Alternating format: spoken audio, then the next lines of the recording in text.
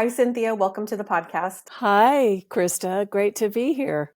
Oh, I'm so excited to have you here and to be able to talk to you today about your new book. My first question is always to pass it back to my guest and give them the opportunity to introduce themselves to the listening and watching audience in their own words about who they are and what they do. I never know where to begin. My name is Cynthia Jurs. I live in Santa Fe, New Mexico. I have been on a very long journey to bring healing and protection to the earth, which has always been with me as a guiding question. But I began to practice in the Buddhist tradition under Thich Nhat Hanh, the Zen master from Vietnam, in the 1980s. And I was also very drawn to Tibetan Buddhism. And in 1990, I had the opportunity to go to Nepal and walk up into the Himalayas and meet a very old, wise man living in a cave, a lama, ask him a question. So it was sort of an archetypal journey. And that journey really put me on this path of global healing because I asked him, what can I do to bring healing and protection to the earth? And even back in 1990, that was the question because I could see that already things were beginning to unravel in our relationship to nature and the earth and all beings. He gave me a practice that I've been carrying out ever since. And I can tell you more about that. But I also direct a global healing community. It's called the Gaia Mandala Global Healing Community. And I teach a lot of practices that are dedicated to finding that place within all of us where the inspiration to engage with making a difference in the world comes from, and to find our deeper purpose beyond just the chatter of ordinary reality. I sort of tell myself and others now that I'm not as identified with the lineage teachings of Buddhism because I've traveled all over the world with this practice. And it's taken me into indigenous cultures with elders from all over the world and beyond the Buddhist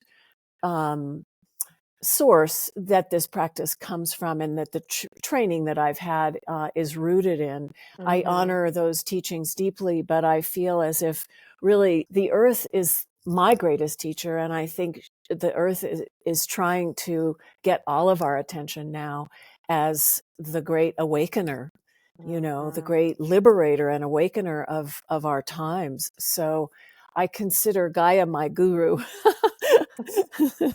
You need to make that a t-shirt. I love that. I know. I think I might have to do that. I will buy your first t-shirt when you make that. I love that. Okay. Yeah. So I'm so excited to talk to you about your book, and we'll unpack that journey in a little bit more depth. But my second question is, I'm so curious of everyone's evolution with spirituality, religion, or nothing at all. Most everyone who comes to this show has some spiritual, or specific training that they've hearkened to, and you kind of alluded to that. But what was your early childhood experience before you ever went on this journey of Buddhism and Tibetan traditions, and where did you start, and then how did you end up in the 80s with Thich Nhat Hanh, which sounds so very cool and very lucky that you got to even breathe the same air as him. Oh, thank you. It was so fortunate. I grew up in a family with mostly agnostic. Like my parents really were clear. They didn't know, and they didn't feel particularly drawn to or grew up inside of a particular spiritual or religious tradition. I think my mother's family would have been Christian in the time of my sort of great-grandparents' time. But my grandmother on my mother's side was also felt more or less agnostic or atheist. My mother had a very strong connection to nature, and she loved the living world, and she really imparted that to me, and a kind of awareness about something larger that is embodied in the beauty of nature and how everything fits together, as Thich Nhat Hanh would say, in this relationship of interbeing. And so I really absorbed that, and I loved nature through her in a way.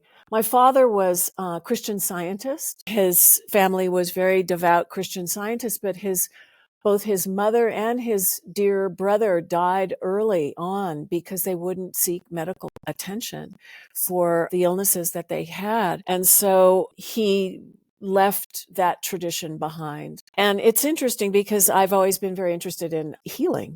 Mm-hmm.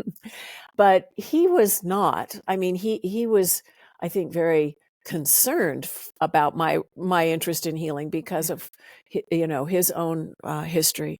Yeah. But anyway, so that's sort of some of the roots. But I was always hungry for something larger, some connection to a spiritual reality. And my parents said, well, you can go to church. You're welcome to try anything and everything, but, we're not going to go with you. So I was kind of left to my own devices. And when I discovered Buddhism, I was really happy because Buddhism doesn't really ask you to believe in an outside God. Mm-hmm. It really points to your own Buddha nature, which everyone has. It's that awakened quality of wisdom and compassion that is innately in every human being. So the practices that are taught in Buddhism are really about just peeling back the layers to experience that. I think that makes a lot of sense. So we're not asking anyone to, believe in something. It's more about this larger faith in something, in the great mystery, in the beauty of the web of life. That's why I think Gaia is such a great guru, because you can experience that through opening to all that is, that we are each a part of. I also found Buddhism on my journey as well, and that's where I've landed too. And that cultivation of the Buddha nature is everything. It got me so close and so quickly to my own love and connection and understanding of the world around me through compassion and kindness in a way that nothing else could have gotten me there. And I tried everything. I read everything, and just like you. And I think there's just so much wisdom and intelligence in the teachings of Buddhism that in a way I just know I wouldn't be here if I hadn't have bumped into the Buddha along my own journey as well. So I love that you did too. I thought we would start with just a baseline. You wrote this book called Summoned by the Earth, Becoming a Holy Vessel for Healing Our World. So I thought what we would do would explain to the audience what the book was about, and then sort of like just a quick synopsis of the book. And then I have specific questions, having read it, to you, so that we can unpack sort of all the beauty that you instilled and wisdom and all the things you put in this book that is incredible. So I'm going to pass it back to you. Okay. Well, there's a lot in the book. It's a little hard to just encapsulate it quickly right. Because there's so much there. It's a 30-year-long journey all over the world to enact this prayer, really, for the earth, to bring balance and harmony back to the web of life. But what happened was that I met this old Lama, as I mentioned, and he gave me a practice working with these earth treasure vases. They're clay pots that were made by the lamas and blessed and consecrated in Nepal. The intention with them is that they serve as a holy vessel to receive all of our own prayers and offerings for different places in the world that we love and care about. Maybe it's our own backyard, but maybe it's places in the world where there is suffering, that demanding our attention. And those places are everywhere. The vases or vases, depending on how you say that word, really teach us to, in a sense, become a holy vessel ourselves, because we realize that it's a wonderful thing to take this little clay pot and fill it with our most heartfelt prayers and offerings. And the offerings are symbolic of healing and protection. So precious things that inspire us in that direction. But in a sense, it's like in the end, we realize that we are vessels of the holy. As one of my teachers, Joanna Macy, said at one time many years ago, she pointed to that. and how we're each filled with this depth of caring Mm-hmm. for life on earth, for our, whether it's our children or our animals or the trees or the garden or the need for peace in places where there's war, for restoring the waters and the weather, the ecosystems, the ecosystems, all of that. So the book is about my journey to carry this out and my experiences relating to people all over the world, from Africa to Asia to Australia, the Americas, inner cities and remote wild lands. And it's just been an amazing journey. So in the course of carrying out this journey, which has been utterly and totally transformational for me, but for everyone who comes into this practice, that process has been one of coming to terms with and reckoning with the parts of myself that need healing, the parts of life that are like calling for our attention. So if we want to heal the world, if we want to restore balance, what's that going to take? And just for the listeners, so you live in Santa Fe, and the origination was that you had a lot of concern around what was happening to the ecosystem from Los Alamos, and what was actually contamination and pollution that was happening. That really, I think, for me, when I was reading it, resonates with me when I see things happening to Earth, or like, people just not caring about the interconnectedness of how we take care of the Earth itself. And I really was with you in those pages, and feeling that sensitivity you had to, like, this is actually doing real physical, tangible harm to the people in this community and downstream, because we know, pollution and contamination goes, wherever water flows, right? So who knows where all of that contamination is today, right?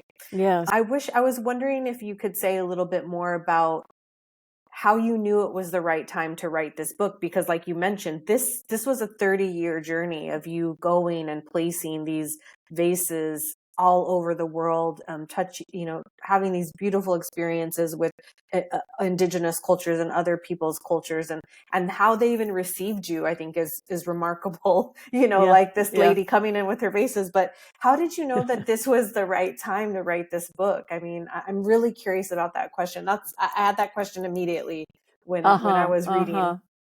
Well, gosh, there was a lot in what you just said. First, I just want to say thank you for taking in the initial motivation that I had, which was connected to the contamination of radioactive waste here in my backyard. Mm-hmm. Los Alamos National Laboratory is where the first and second atomic bomb were created, and they are still producing components of nuclear weapons.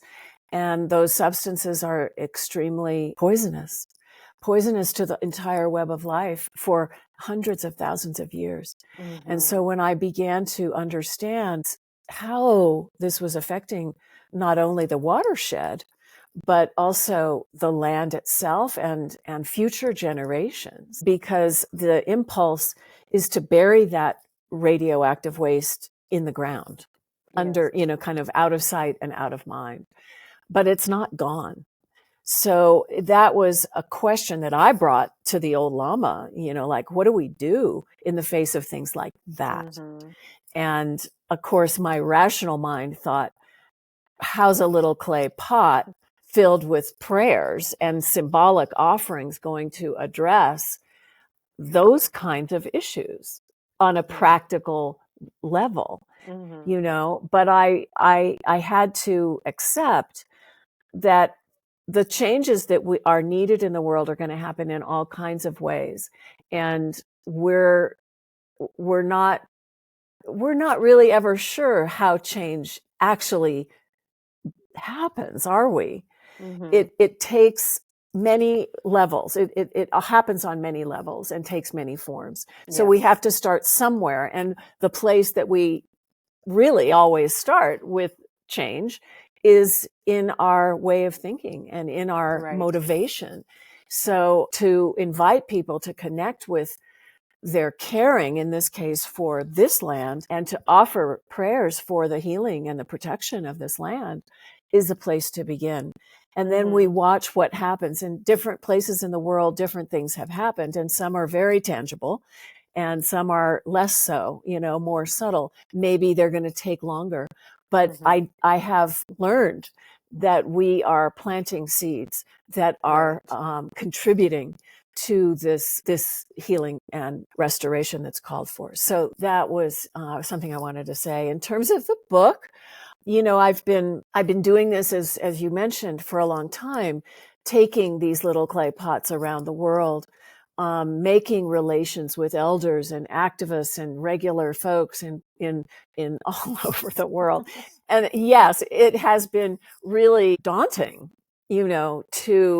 to do this. And I never want to impose anything on anyone or or imply that this is, something you need to do, or I have the answers. No, it's like, this is an offering.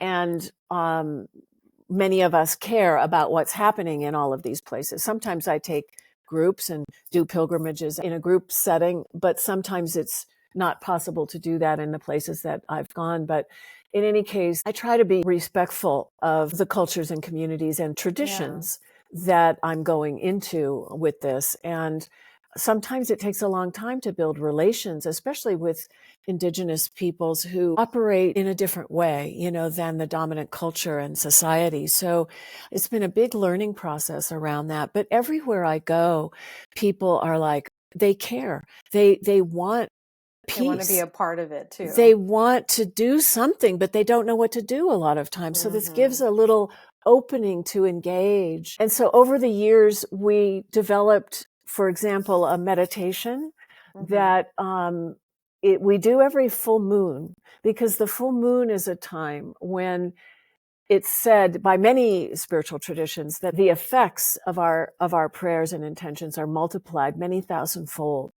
So, and it's also a moment that's shared all around the whole earth, the full moon time. So we chose that time to come together to work with this practice of the earth treasure vases. And the meditation is still something that we do every single month. We do it on Zoom now, so people can join all over the world. And it's a very beautiful and very uplifting practice that invites people into, joining together around our intentions for Mother Gaia. And because the world is so challenging today, and there is so much suffering, and there is so much instability. People are more and more distressed and seeking something that they can do to make a difference, but also to feel more stability and more calm in the face of the things that we are struggling with. And so many of us would, really rather just turn away because it's too much. So overwhelming. It's so overwhelming. Yeah. So for that reason, I think I would say I wrote the book. I first of all, I needed to, personally, I needed to process everything I'd gone through, because I was there was like at least a decade where I was just going and going and going. And so much of what I was going into was very intense. And my own process was quite intense. And I needed time to integrate and understand what this whole journey was about for me, and how it was.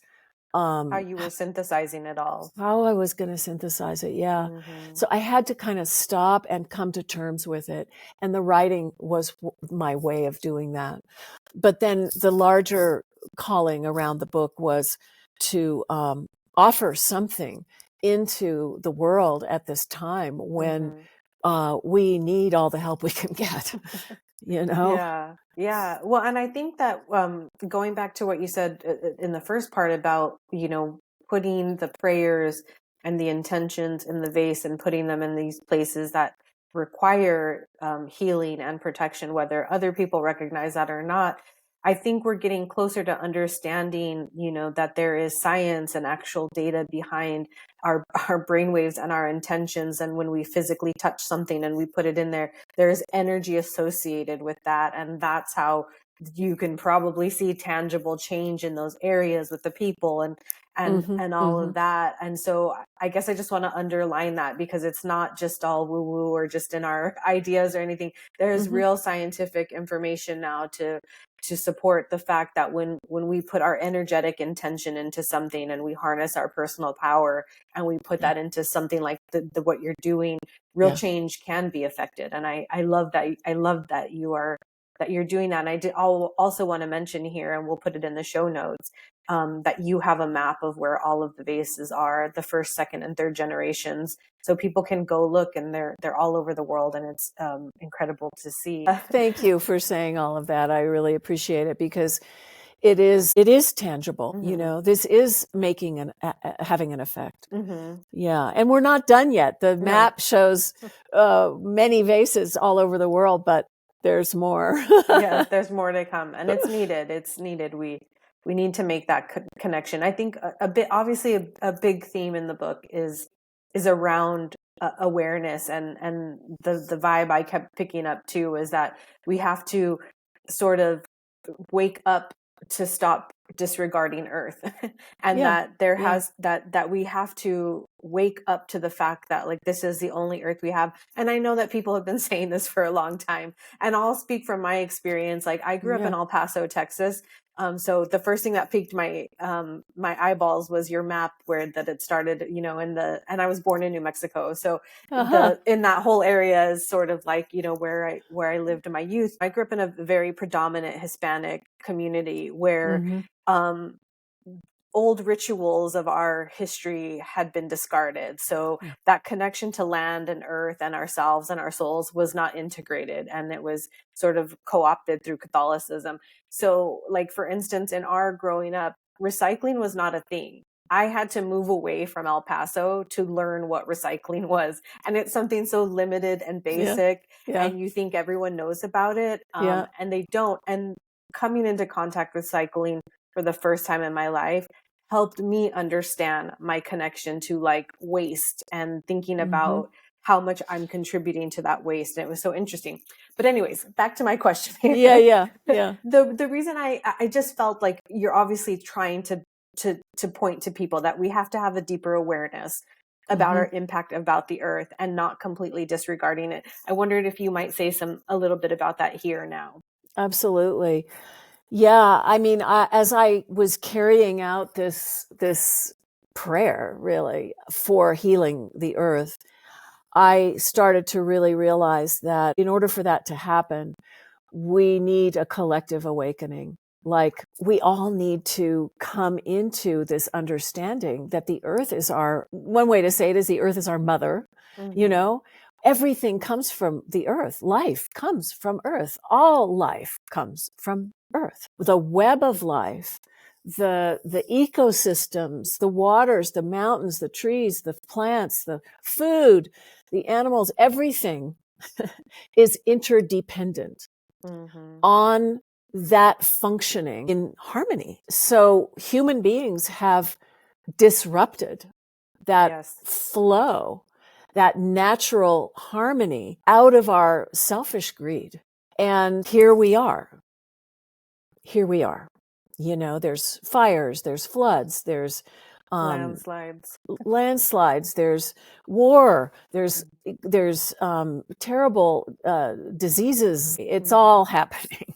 And so we're paying the price. And the earth is trying to get our attention because we have lost the way.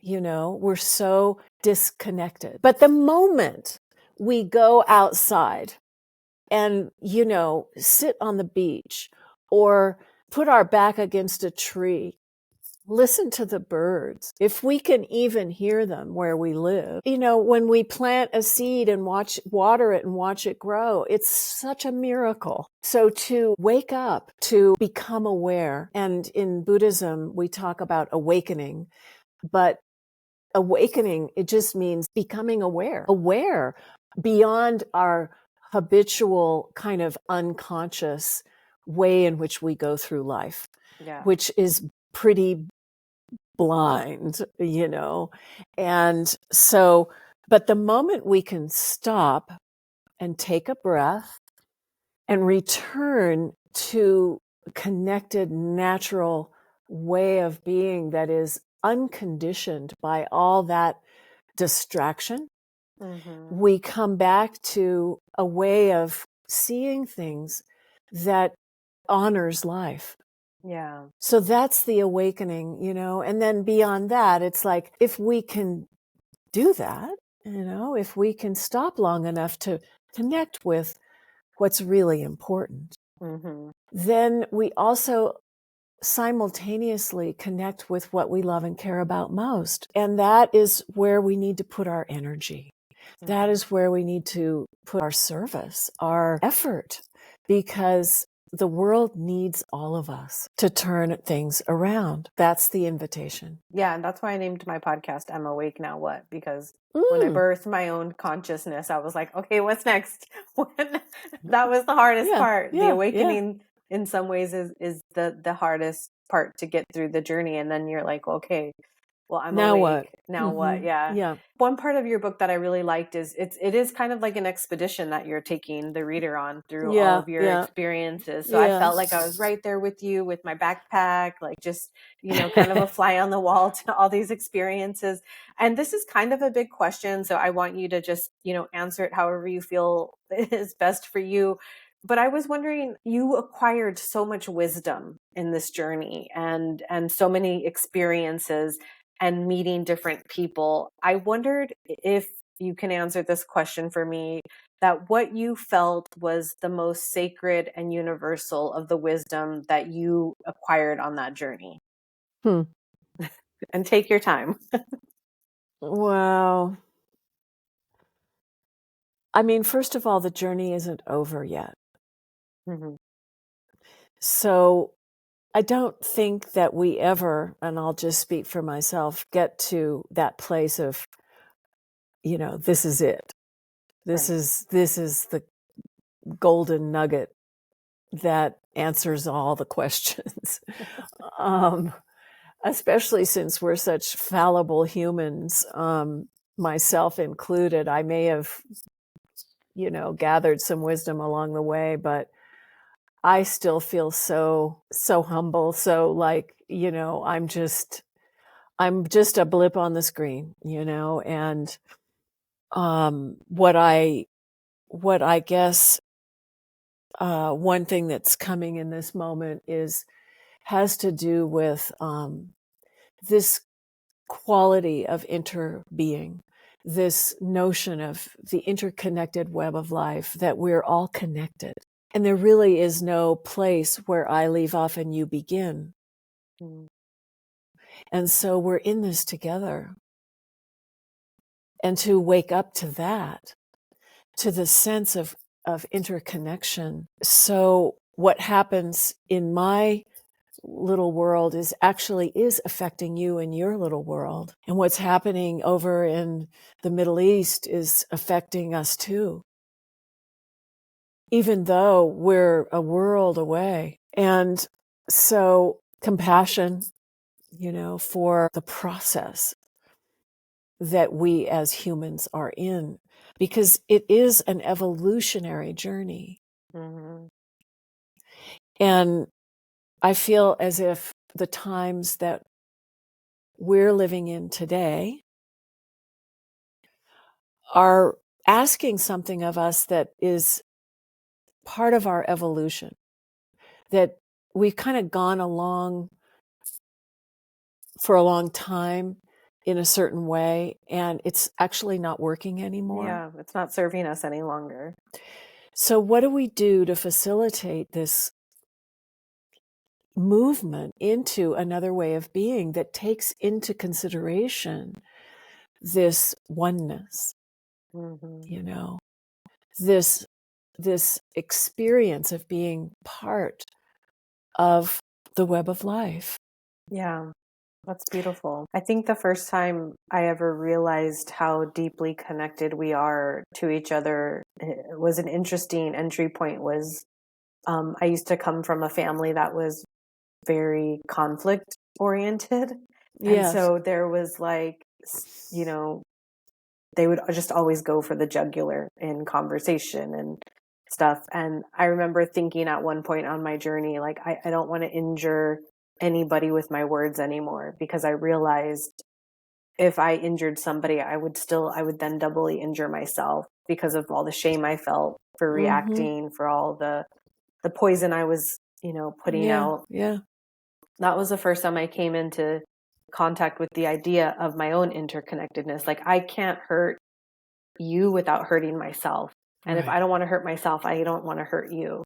Yeah. And you can multiply that idea out to everything we do and realize that we are really deeply connected and what we do affects each other. And I know there's a lot of, I would say, good, evil, and everything in between in the spectrum of social media. But I think in some ways it is serving also to help us understand the interconnectedness.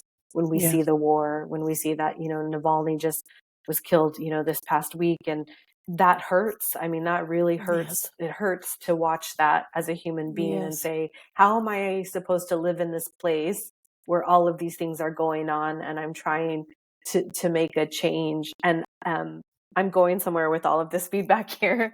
Yeah. And thank you Yeah. for answering that question. I want to ask if we're doing the collective awakening and we're creating more interconnectedness thoughts in our minds, and we're changing the trajectory so that we don't self-terminate, that we don't lead ourselves off a cliff.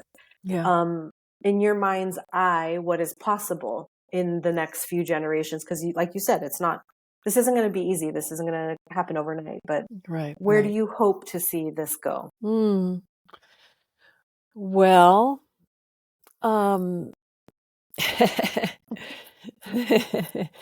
it's funny because I'm leading a retreat in June with my community here in Santa Fe. I mean, it's people coming from all over, but it will be here in Santa Fe. And one of the things that I want to focus on is actually that question, because I mentioned we do this full moon meditation every month, and Mm-hmm. part of it's a guided meditation, and one of the parts of it is to imagine that the healing is accomplished and the vitality of the earth is completely restored.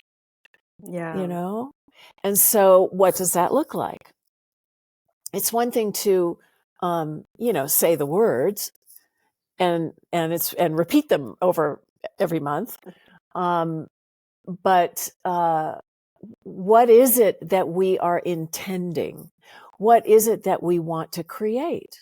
Mm-hmm. What is it that we see the need for? So is it abundant gardens growing to feed hungry people? Is it peace echoing in the hills?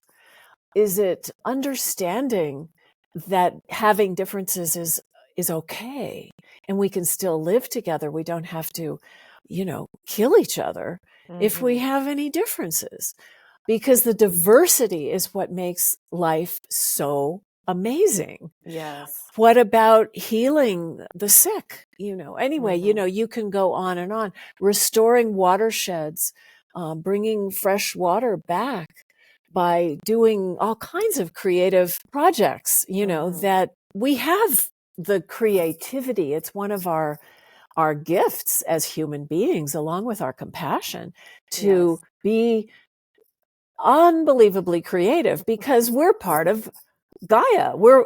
Think how creative she is. Yes. We have that.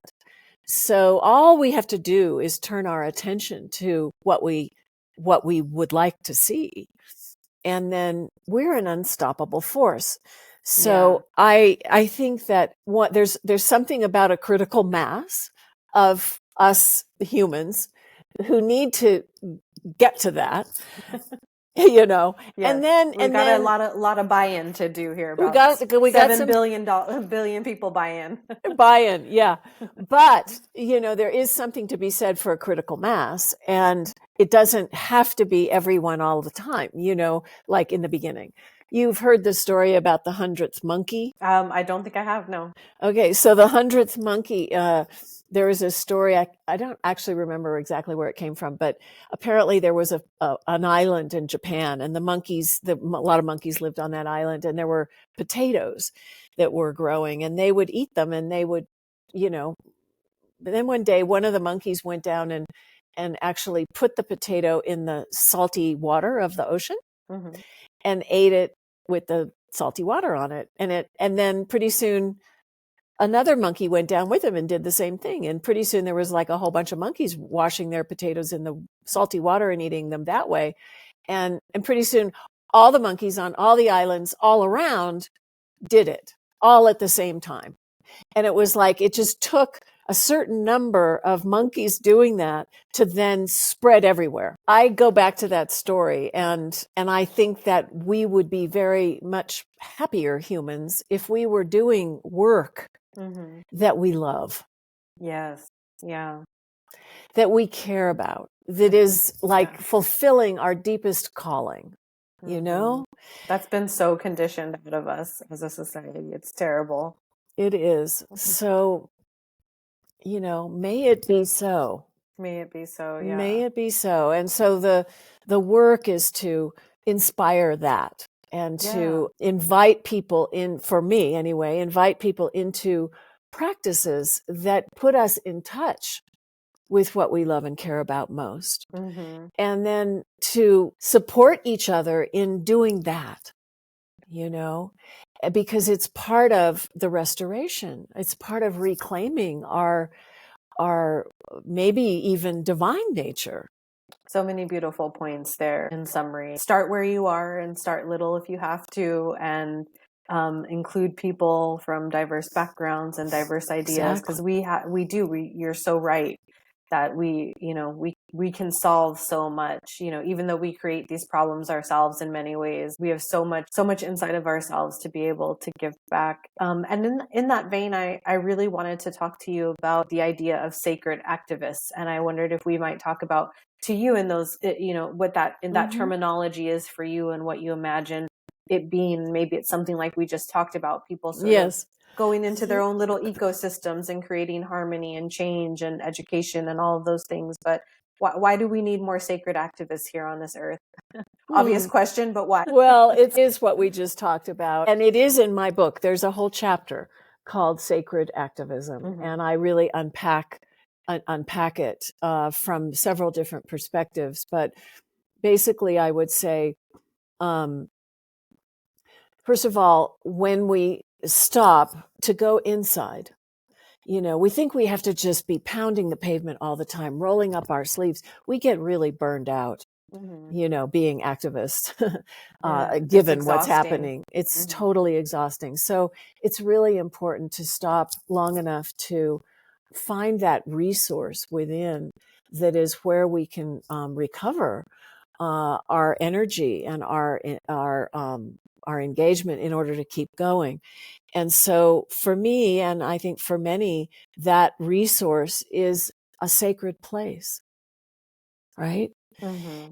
It's a sacred place that we can cultivate in order to see clearly and act compassionately, and not reactively continuing to contribute to the mess that we're in because we're just kind of just going around and around in circles. So that sacred place within is our greatest resource.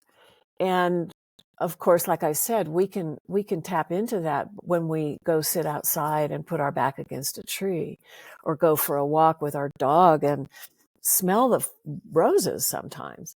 Yeah. So that is a way to connect, one way to connect with that deep place that is so sacred.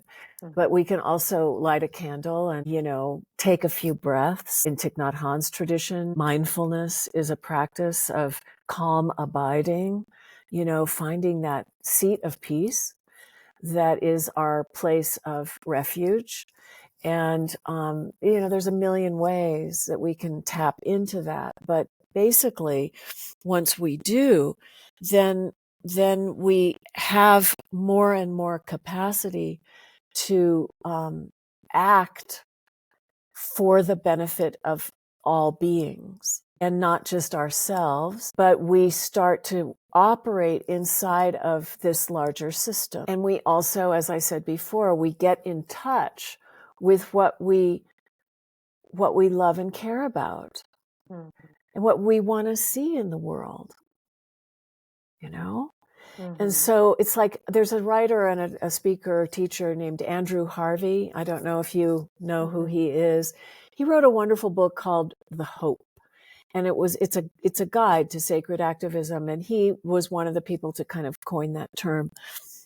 And he says, what is it that wakes you up at 3 a.m., that wakes you up, that you care so much about that you would devote your life to that?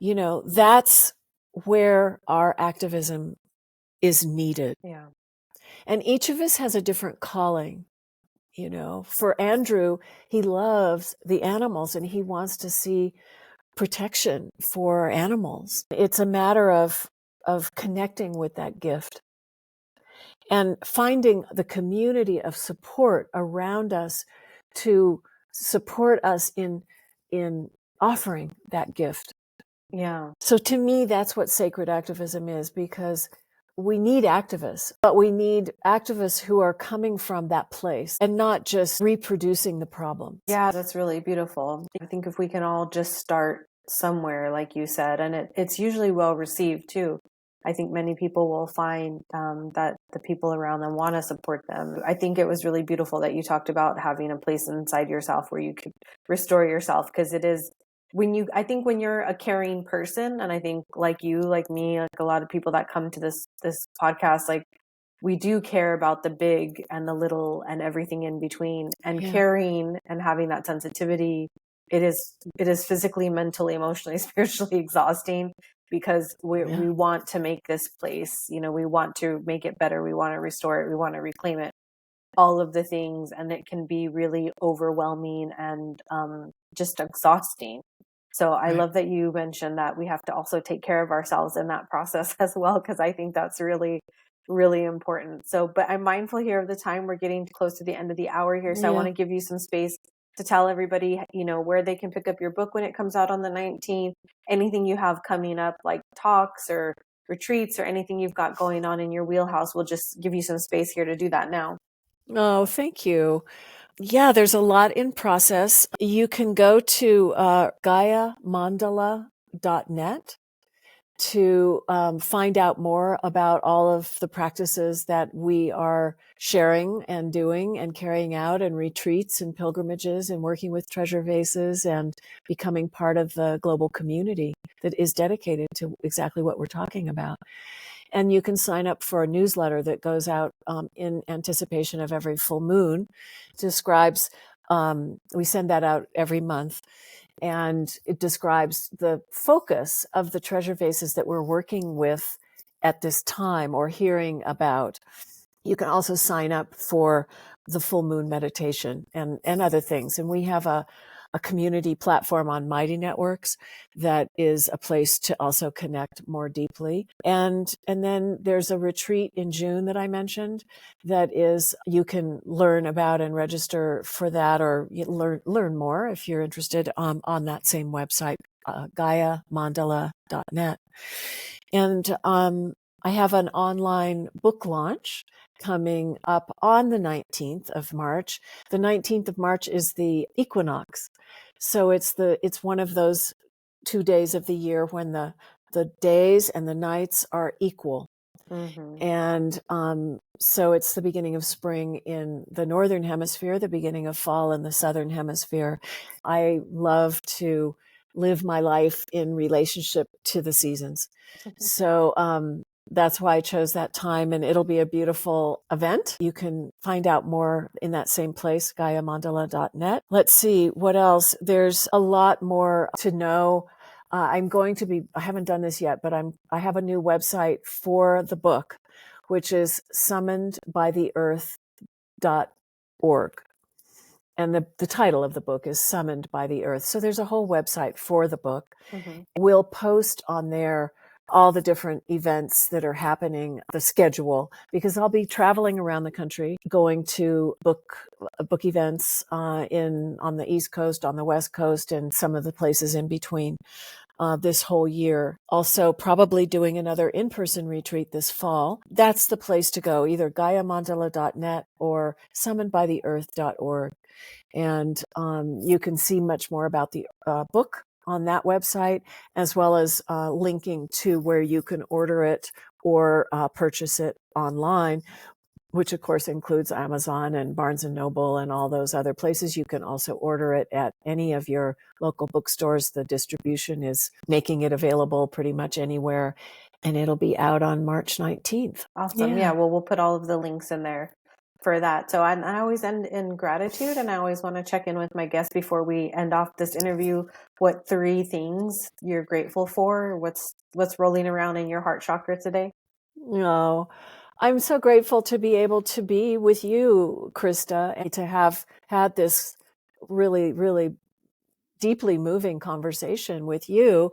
And I'm so happy to be able to share all of this with your listeners and viewers, and just may the ripples go out, may the prayers and intentions be realized. May we all, every single person who's hearing this and tuning in, be inspired to wake up and to engage with the beauty of Mother Earth for all of us in these times.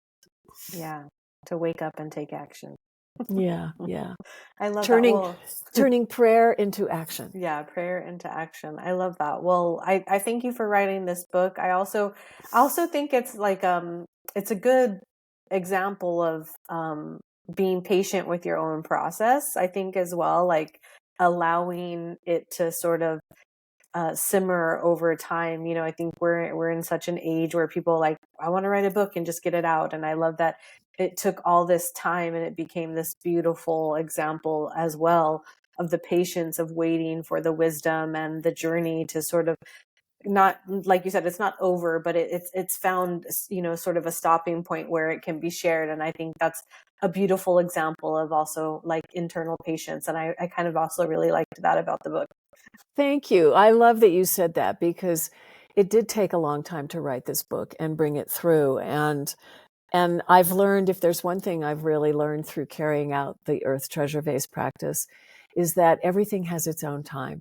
Right. And we make a big mess of things when we try to push, and if we can relax and allow for this something larger to unfold, then we're in harmony. Yes. Yeah. There's nothing on earth ever that happens right here, right now, in an instant. Everything takes time. Exactly. All right, Cynthia. Well, I had a wonderful time with you. Thank you so much. This podcast was written, directed, and produced by me, your host, Krista Ziomata, in alignment with Light Casting. Music curated and created by Mr. Pixie. You can find I'm Awake Now What on all social media channels by searching IANW Podcast. Head over to your favorite podcast app and subscribe, download, rate, and review. Come back every Sunday to partake in a new and enlightening conversation. May you be filled with love and light until we meet again.